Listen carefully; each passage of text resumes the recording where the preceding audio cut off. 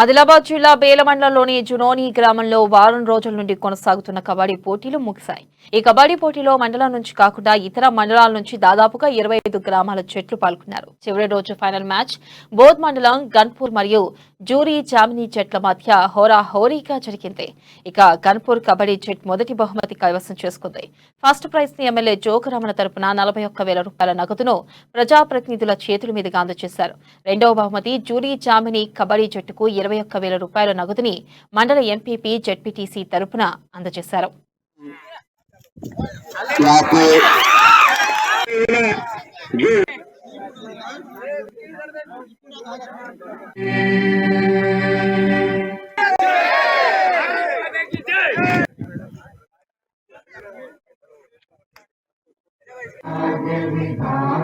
మేము ఆదిలాబాద్ జిల్లా బోత్ మండల్ గన్పూర్ గ్రామం ఇక్కడ జునేనిలో కబడ్డీ టోర్నమెంట్లో మేము పాల్గొన్నాము.